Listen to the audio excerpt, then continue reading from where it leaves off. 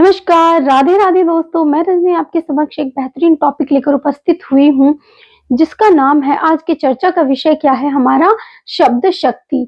शब्द शक्ति मतलब कि पावर। पावर शब्दों में जो पावर होती है उसी के बारे में हम पढ़ेंगे कि वो क्या क्या और कैसे कैसे होता है।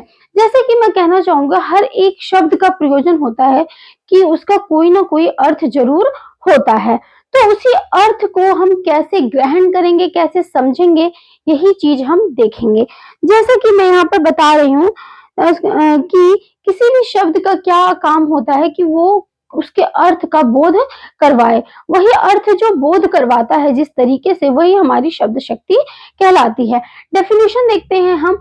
शब्द के अर्थ को जिस माध्यम से ग्रहण किया जाता है वह शब्द शक्ति होती है, जिस माध्यम से।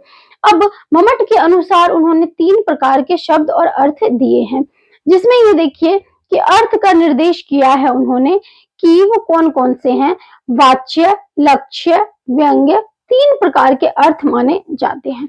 अब हम यहाँ पर अर्थ के आधार पर शब्द शक्ति के 3 अर्थ देखेंगे कि ये कौन कौन से हैं।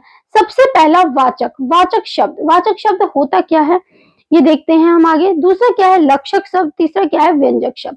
वाचक शब्द। वाचक शब्द वे शब्द होते हैं जिसका सामान्य रूप से अर्थ ग्रहण किया जाए, वो हमारे वाचक शब्द होते हैं। जैसे मैं यहाँ पर एक एग्जाम्पल के थ्रू आपको समझाऊंगी कि वो कैसे होगा। जैसे मैंने एक एग्जाम्पल लिया कि मैं पंजाबी हूँ, ठीक है। तो मैं पंजाबी हूँ में कोई दूसरा अर्थ प्रकट नहीं हुआ है।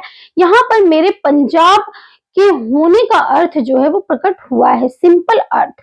वहीं पर लक्षक शब्द, ठीक है। लक्षक शब्द में क्या होगा, जैसे मैं यहाँ पर दूसरा एग्जांपल क्या लूंगी कि मैंने लिया कि सीता तो गाय है, ठीक है। अब सीता तो गाय नहीं हो सकती है, लेकिन उसके लक्षण जो हैं, उसकी क्रियाएं जो हैं, उसके अकॉर्डिंग उसको गाय कहा गया है, उसके लक्षण के अकॉर्डिंग। तो वो चीज क्या होगी, वो लक्षक शब्द के अंदर आएगा। अब व्यंजक शब्द। व्यंजक शब्द क्या होगा, जैसे मैंने तीसरा एग्जाम्पल मैं लेके बताऊंगी कि मैंने कहा कि मैं राजस्थानी हूँ। तो यहाँ पर मेरे राजस्थानी होने की बात नहीं कही गई है, या मेरे राजस्थान से कोई संबंध यहाँ पर नहीं बताया गया है। अर्थात मेरी वीरता को प्रकट करने के लिए तीसरे अर्थ को शामिल किया गया है।